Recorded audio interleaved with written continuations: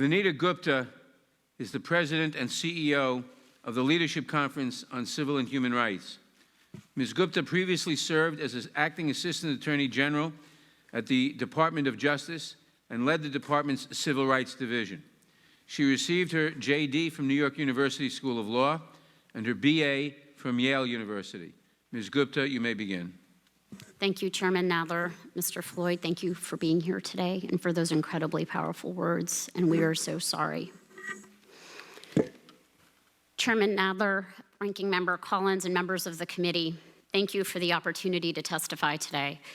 And thank you, Chairman Nadler, for calling this hearing on policing practices and the need for transformative policies that promote accountability, begin to reimagine public safety, and respect the dignity of all people.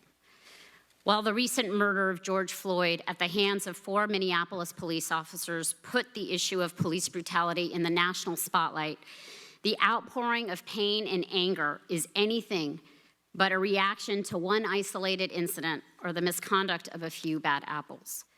Instead, the outcry is a response to the long cycle of stolen lives and violence with impunity toward Black people in our nation. We are now at a turning point. There is no returning to normal. We have to create a new way forward, one that does more than tinker at the edges, that promotes data and training. We need something that truly transforms policing and leads to more accountability for communities. It is imperative that we get this right, and that Congress's response in this moment appropriately reflects and acknowledges the important work of Black Lives Matter, the movement for Black lives, and so many people that are bringing us to this tipping point. My tenure as head of the Justice Department Civil Rights Division began 2 months after 18-year-old Michael Brown was killed by a police officer in Ferguson. The Justice Department was hardly perfect, but we understood our mandate to promote accountability and constitutional policing in order to build community trust. During the Obama administration, we opened 25 pattern or practice investigations to help realize greater structural and community-centered change, often at the request of police chiefs and mayors who needed federal leadership. After making findings, we negotiated consent decrees with extensive engagement and input from community advocates who not only identified unjust and unlawful policing practices, but also helped develop sustainable mechanisms for accountability and systemic change. That is not the Justice Department that we have today. Under both Attorneys General Jeff Sessions and Bill Barr, the department has abdicated its responsibility and abandoned the use of tools like pattern and practice investigations and consent decrees. Instead, it is focused on dismantling police accountability efforts and halting any new investigations. The disruption of crucial work in the Civil Rights Division and throughout the Department of Justice to bring forth accountability and transparency in policing is deeply concerning. In the absence of federal leadership, the Leadership Conference Education Fund launched the New Era of Public Safety Initiative, a comprehensive guide and toolkit outlining proposals to build trust between communities and police departments, restore confidence, and imagine a new paradigm of public safety. While much of these changes must happen at the state and local level, success is going to require the leadership, support, and commitment of the federal government, including Congress. Last week, the Leadership Conference and more than 400 civil rights organizations sent a letter to Congress to move us forward on a path of true accountability. The recommendations included the following. 1, create a national necessary standard on the use of force. 2, prohibit racial profiling, including robust data collection. 3, ban the use of chokeholds and other restraint maneuvers.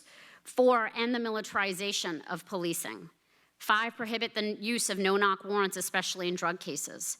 6, strengthen federal accountability systems and increase the Justice Department's authority to prosecute officers that engage in misconduct. 7, create a national police misconduct registry. And 8, end qualified immunity.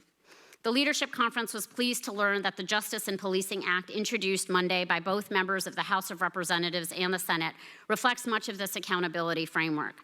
This is Congress's most comprehensive effort in decades to substantially address police misconduct by taking on critical issues affecting Black and brown communities. And as the bill advances toward passage, we will continue to work on it and to ensure that real change is achieved. But let me just say in closing that policing reform alone is not going to solve the crisis that we're in today.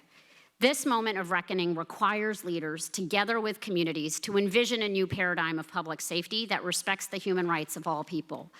That means not just changing policing practices and culture, but ultimately shrinking the footprint of the criminal legal system in Black and brown people's lives. And it means shifting our approach to public safety from exclusively focusing on criminalization and policing towards investments in economic opportunity, education, healthcare, and other public benefits. Police chiefs and officers talk about the same thing. This approach will not only further equity, but also constitute effective policy. When we stop using criminal justice policy as social policy, we will make communities safer and more prosperous. Now is the time for Congress to pass lasting accountability measures, and we look forward to working with you until the day that these reforms are signed into law. George Floyd's death has impacted the world, and now it is on us to change it. Thank you.